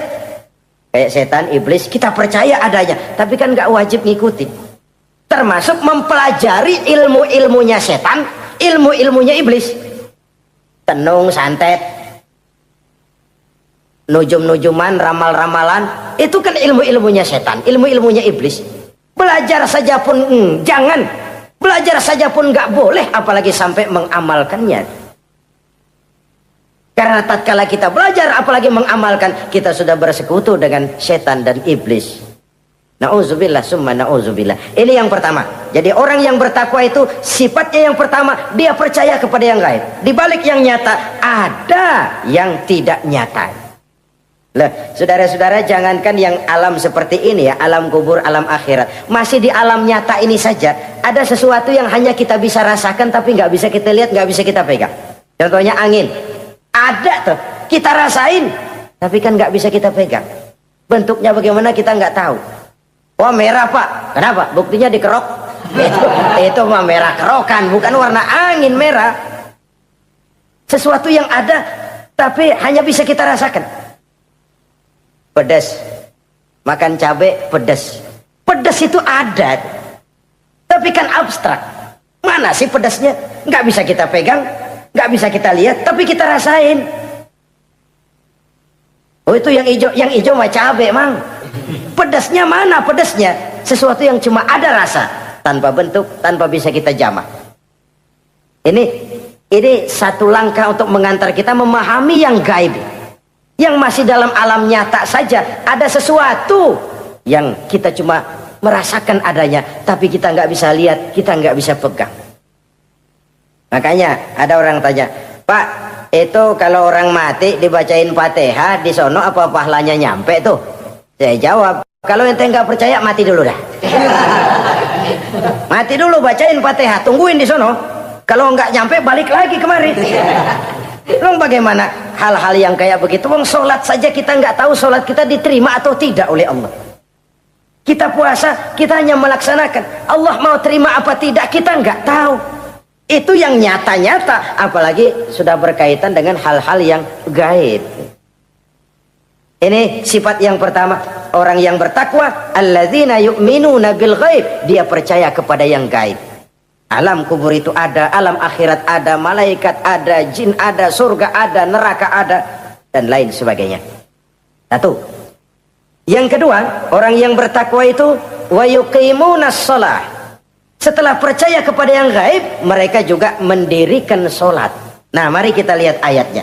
Selalu yang berkaitan dengan sholat itu kalimatnya yuqimunas shalah. Mendirikan sholat. Bukan mengerjakan. Gak ada ayat i'malis sholah, if'alis sholah, kerjakan sholat. Gak ada. Selalu aqimis sholah, dirikan sholat. Kenapa? Kata para ulama, kalimat mendirikan ini mengandung makna istimrar, mengandung arti kontinuitas, ada kelanjutan. Mendirikan sholat artinya mengerjakan sholat dengan betul. Selesai sholat, ajaran sholat diterjemahkan dalam kehidupan. Itu artinya mendirikan sholat. Nah, kalau dilihat dari sisi ini, banyak di antara kita yang sudah mengerjakan sholat tapi belum mendirikan sholat. Sebab mendirikan istimrar, ada kesinambungan. Selesai sholat, ajaran sholat diterjemahkan di tengah-tengah kehidupan bermasyarakat. Sehingga sholatnya punya refleksi, sholatnya punya bias dalam membentuk kepribadian dirinya. Ini kadang-kadang rancu. Yang sembahyang dia, yang nyolong dia. Yang baca Quran dia, yang fitnah orang dia. Yang sedekah dia, yang nyolong dia juga. Ansip bingung bagaimana mutusinnya. Kalau mendirikan sholat mengandung arti kesinambungan, selesai sholat, ajaran sholat diterjemahkan dalam kehidupan. Apa? Banyak tentunya. Misalnya sholat melahirkan sikap rendah hati, melahirkan keikhlasan, melahirkan sifat jujur, melahirkan sifat disiplin, dan lain sebagainya. Dan itu diterjemahkan dalam kehidupan. Kita lihat, ini anggota badan kita yang paling terhormat kan kepala. Kalau bercanda sama teman, dipegang tangan, kita masih senyum. Dipegang kaki, kita masih senyum. Tapi kalau pala dikeplakin, jengkel bukan main. Kenapa? Al-Mukarram itu adanya di sini. Otak, di kepala. Tapi kepala yang kita hormati ini ketika sujud di hadapan Allah sama rendahnya dengan telapak kaki kita.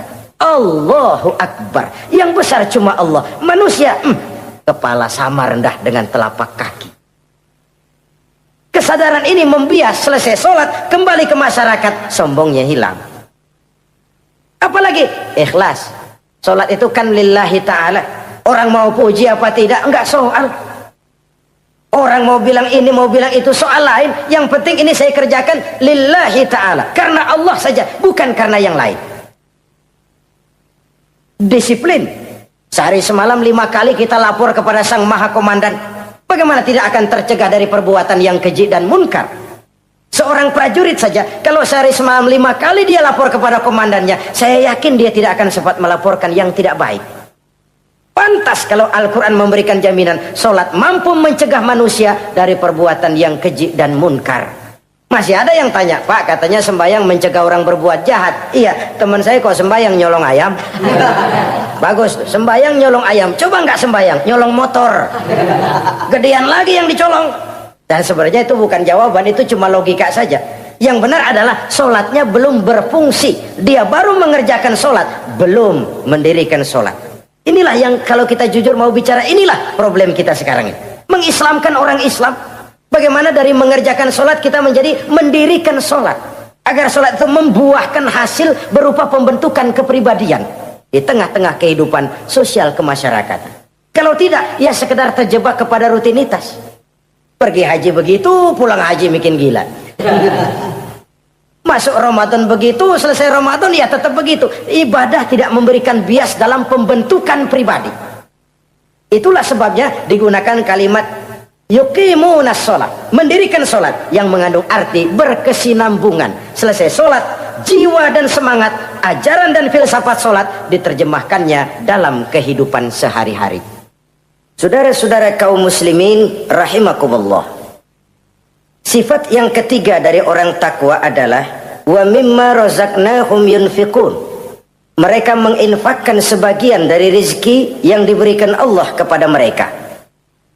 Rizki menurut definisi yang diberikan para ulama kita, ar-rizqu bimakna al-ata hissiyan kana aw ma'nawiyan. Rizki adalah pemberian, baik yang abstrak maupun yang konkret. Selama ini kita sering mengartikan rizki hanya dalam bentuk uang, sehingga rizki kita dibatasi oleh pengertian kita sendiri. Padahal tidak cuma uang, ilmu adalah rizki, jabatan dan kedudukan adalah rizki, otoritas dan wibawa juga rizki, anak, istri, suami juga rizki. Ketika ayat ini mengatakan wa mimma razaqnahum yunfiqun, mereka menginfakkan sebagian dari rizki, yang dimaksud di sini adalah rizki yang konkret dalam bentuk materi, uang, benda dan lain sebagainya. Orang yang bertakwa sadar benar, dari Allah rizki datang, ke jalan Allah rizki dibelanjakan. Semakin kita rajin membelanjakan rizki di jalan Allah, biasanya akan semakin mengalir rezeki dari Allah. Semakin bakhil kita, kadang-kadang rezeki juga malas deketin kita.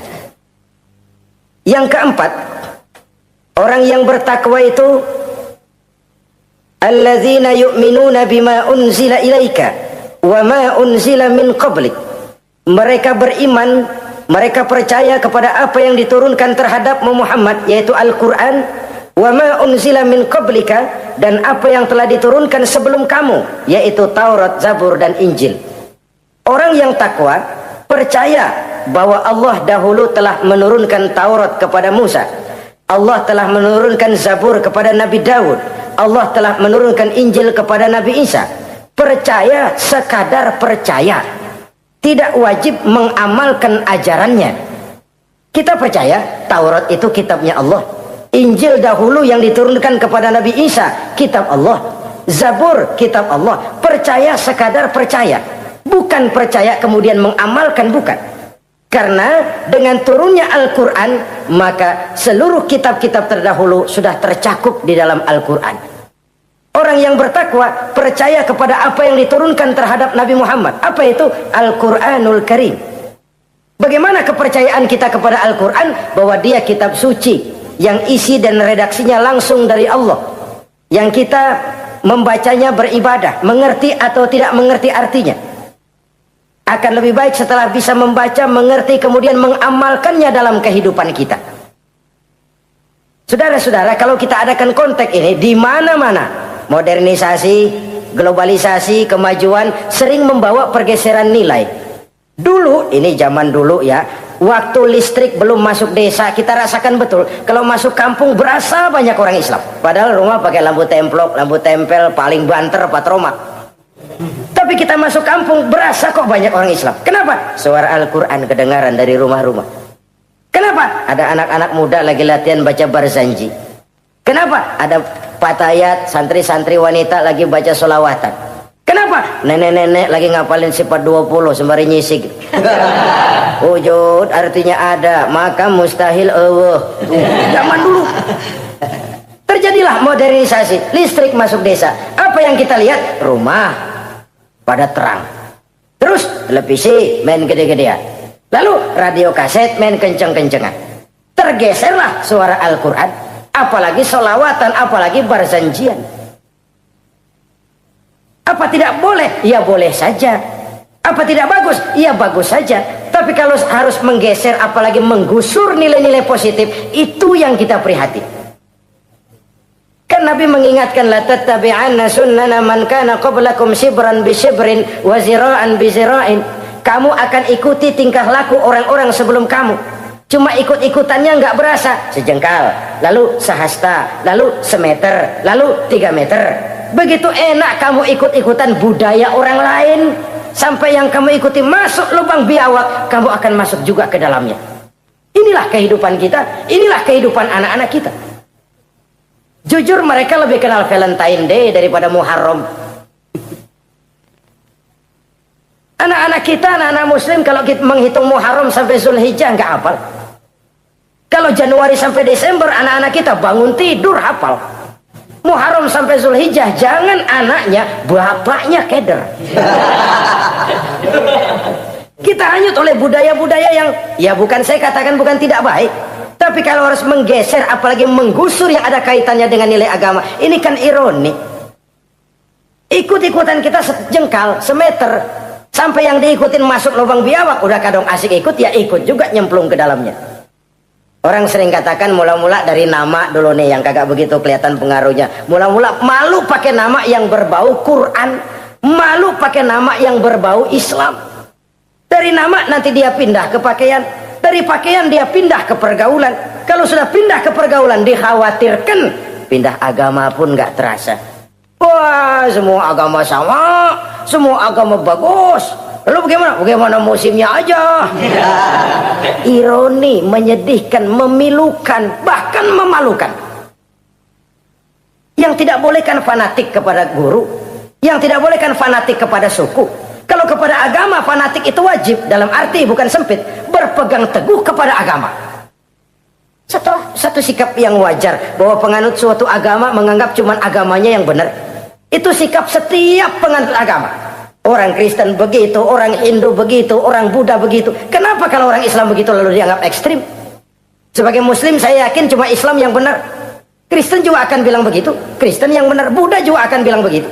Ini fanatisme dan wajar penganut suatu agama menganggap cuma agamanya yang benar. Yang lain juga bersikap begitu. Tapi kalau Islam saja yang bilang ekstrim katanya. Dunia internasional sendiri kadang-kadang kalau sudah ekstremis, teroris, kok cepat sekali alamatnya ke Islam. Saudara-saudara kaum muslimin, rahimakumullah. Saya kembali kepada soal kita. Begitu enak kamu ikut-ikutan, yang kamu ikuti masuk ke lubang biawak, kamu akan ikut juga masuk ke dalamnya. Maka hati-hati bergaul, maka hati-hati memilih teman, maka baik teman pergaulan, lebih-lebih teman hidup. Karena orang sering bilang cinta itu love is blind katanya ya. Cinta itu kotok. Cinta itu buta. Cinta itu lamur. Nggak bisa bedain coklat. Nggak bisa bedain yang lain-lain. Orang sering kehilangan pertimbangan. Demi cinta akidah terjual. Demi cinta akidah tergadai. Tidak ada kemalangan yang paling malang kecuali kalau kita harus berpisah dengan akidah. Sebab itu modal dasar. Nah, orang yang bertakwa dia beriman kepada Al-Quran. Beriman kepada Quran artinya apa? Menjadikan Quran sebagai imam dan dia sebagai makmum. Konsekuensinya makmum harus ikut imam. Selain Quran dia percaya kepada Injil, kepada Zabur, kepada Taurat. Dilihat dari sudut ini, umat Islam itu lebih toleran loh. Orang lain yang megang Injil nggak bakal percaya kepada Quran. Orang lain yang memegang Taurat nggak akan percaya kepada Quran. Tapi orang yang megang Quran, dia percaya kepada Injil, dia percaya kepada Taurat. Dari sudut ini kan kita lebih toleran. Allah dahulu menurunkan Injil kepada Isa. Yang Injil itu yang kita percaya. Yang Allah turunkan kepada Isa. Yang Allah turunkan Taurat kepada Musa. Bukan yang telah terkena intervensi dan investasi manusiawi. Dan percaya pun terbatas percaya kepada adanya, bukan kepada mengamalkannya. Kenapa? Karena ordenya udah lewat. Kita percaya Bung Karno adalah presiden pertama Republik Indonesia. Tapi kan udah lewat. Udah lewat. Kita percaya Bung Karno presiden pertama Republik Indonesia. Tapi kan udah lewat, udah selesai. Begitulah kita mempercayai Taurat, mempercayai Injil, ada, kita percaya, tapi kan udah selesai misinya. Yang berlangsung sampai akhirat nanti adalah Al-Quranul Karim. Orang yang bertakwa meyakini itu. Ini yang keempat. Yang kelima, wabil akhirati hum yuqinun. Mereka yakin, orang bertakwa ini, kepada adanya akhirat. Ah, kalau itu kan gampang, semua orang juga yakin. Loh, bukan sekedar yakin, sekedar percaya. Yalah, percaya kepada Allah, percaya kepada akhirat, pokoknya percaya. Bagaimana? Ya begitu, pokoknya percaya. Bukan itu. Kepercayaan yang memberikan refleksi. Iya ya, akhirat ada. Ada hidup sesudah mati, ada akhirat sesudah dunia. Saya memang benar kepengen cepat kaya, tapi kalau nipu orang nanti di akhirat bagaimana? Ini loh. Saya memang benar kepengen cepat naik pangkat, tapi kalau mesti jilat atas injak bawah, sikut kiri kanan, teman jadi lawan, lawan jadi teman, di akhirat saya bagaimana? Ini loh percaya akhirat itu. Saya memang benar kepengen cepat kaya, tapi kalau makan renten nanti di akhirat bagaimana? Kepercayaan yang mewarnai gerak kehidupan. Kalau percaya sekedar percaya, yang buta campur budak juga percaya akhirat ada. Tapi kan kepercayaan yang memberikan refleksi, mewarnai gerak hidup kita. Loh, enggak gitu. Orang yang percaya akhirat itu gayanya enggak gitu. Orang yang percaya akhirat itu sikapnya enggak gitu. Orang yang percaya akhirat jalannya enggak gitu. Orang yang percaya akhirat ngomongnya enggak asal ngomong. Kepercayaan yang memberikan refleksi terhadap gerak hidup. Nah ini refleksi dari sifat-sifat takwa. Saudara-saudara, kalau itulah sifat-sifat orang takwa, lalu terhadap mereka yang takwa ini, karunia apa yang diberikan Allah? Apa keutamaan mereka? Mari kita kutip beberapa ayat. Pertama, ini janji Allah ya. Wa may yattaqillaha yaj'al lahu makhraja. Siapa yang bertakwa kepada Allah, maka ia akan diberikan jalan keluar dari segala macam kesulitan. Masya Allah. Orang takwa itu kan orang yang dekat dengan Allah. Kalau sudah dekat dengan Allah, everything is running well. Apa yang nggak selesai? Impossible, kata otak. Tidak mungkin, kata rasio. Mana bisa menurut kebiasaan. Tapi orang yang takwa selalu saja ada jalan keluar. Selalu diberikan Allah jalan keluar. Ini yang faktor yang irasional, faktor yang non komputer, faktor yang samawi. Allah yang mau, ada saja jalan keluar. Coba. Waktu terjadi peristiwa hijrah, Masya Allah, Rasulullah itu sudah dikepung rapat rumahnya, pagar betis. Jangan manusia, tikus saja nggak bisa lewat. Rapat di pagar betis. Kesepakatan sudah jelas, membunuh Muhammad bersama-sama. Apa yang terjadi? Ketika Nabi keluar, buka pintu, وَجَعَلْنَا مِنْ بَيْنِ أَيْدِيهِمْ شَدَّ وَمِنْ خَلْفِهِمْ شَدَّ فَأَغْشَيْنَاهُمْ فَهُمْ لَا يُبْصِرُونَ. Di depan, belakang, di kiri, kanan mereka kami jadikan dinding. Kami butakan mereka. Mereka enggak lihat Muhammad keluar dari rumahnya. Allah berikan jalan keluar. Padahal Quraisy siaga satu, pita merah, apel siap, mata menteleng, Nabi lewat enggak kelihatan. Persis ikan bandeng. Ikan bandeng kan melotot, colok dia aja. Enggak lihat apa-apa.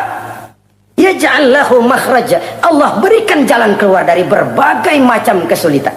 Sesuatu yang menurut kita, aduh udah dah, nyerah dah, nggak bisa dah. Tapi orang yang takwa kepada Allah, Allah janji, Allah lah yang janji ini. Ya ja'allahu makhraja.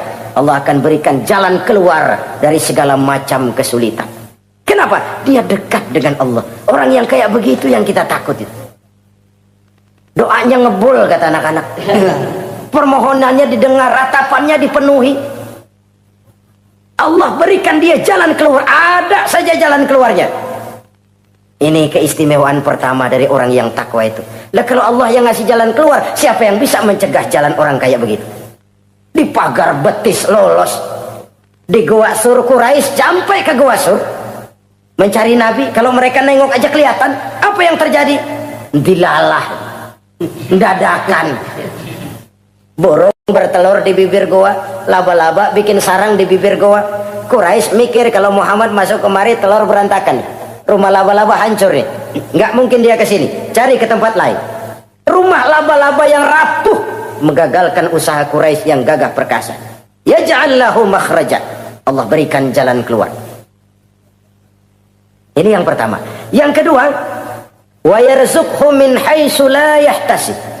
Allah berikan rezeki dia, orang yang takwa ini, dari jalan yang tidak disangka-sangka.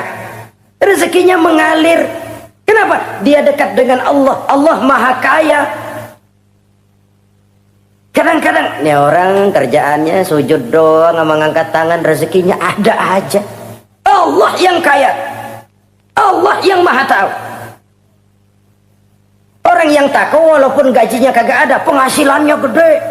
Allah yang memberi. Jangan lupa itu, ada gaji ada penghasilan. Kalau gaji kan ada ukurannya. Kadang-kadang ada orang gajinya kecil, penghasilannya gede. Pokoknya jadi lurah musim gusuran. Itu penghasilan. Kalau gaji bisa diukur, tapi penghasilan gede lah. Kalau semeter komisinya sekian kan gede tuh penghasilan. Ada juga yang memang gaji gede, penghasilan gede. Ini pejabat-pejabat yang banyak sikutannya tuh. Saudara-saudara kaum muslimin, orang yang bertakwa itu yarzuqhu min haitsu la yahtasib. Allah berikan rezeki lewat jalan yang dia nggak sangka-sangka. Ada aja jalannya. Nggak punya duit tapi haji bisa pergi. Nggak punya duit tapi ya hidupnya wajar. Tamu datang balahan. Pernah itu ada tamu di Jawa Timur sana datang ke rumah seorang kiai. Ratusan tamu dikasih makan semua. Padahal kiai rumahnya gede. Tamu ada yang dalam hatinya nyeletuk, ini kiai bisa ngasih makan orang satu rombongan banyak begini, duit dari mana ini? Dalam hatinya disamperin sama kiai, kamu jangan buruk sangka, ini rezeki halal. Bukan cuma rezeki, dia bisa ngerti hati orang. Mukasyafah, Allah bukakan apa yang Allah nggak bukakan buat orang lain. Ini karunia, dan itu hanya mungkin dengan takwa. Itu tadi, komitmen kepada perintah Allah, menjauhi larangannya. Mukasyafah, dibukakan pintu oleh Allah. Dia bisa lihat yang orang nggak lihat, dia bisa tahu yang orang lain nggak tahu. Udah nggak bisa main-main kalau ketemu orang begini. Ini udah high class ini di sisi Allah. Ini yang kedua, rezekinya ngalir lewat jalan yang nggak sangka-sangka. Yang ketiga, wa may yattaqillaha yaj'al lahu min amrihi yusra. Orang yang bertakwa kepada Allah, Allah jadikan urusannya gampang. Allah mudahkan urusannya. Masya Allah. Kalau Allah yang sudah mudahkan, siapa sih yang bisa bikin sulit? Allah yang gampangin urusannya. Orang mana yang bisa bikin sulit? Boleh manusia merencana, mempersulit, memblokir segala macam. Tapi kalau Allah gampangin, jalan tuh urusan. Boleh manusia merancang. Tapi kalau Allah mau, apa yang nggak mungkin? Satu kampung orang mau jatuhin kita, kalau Allah mau angkat, naik. Satu negara orang mau naikin kita, kalau Allah mau turunin, nyungsep.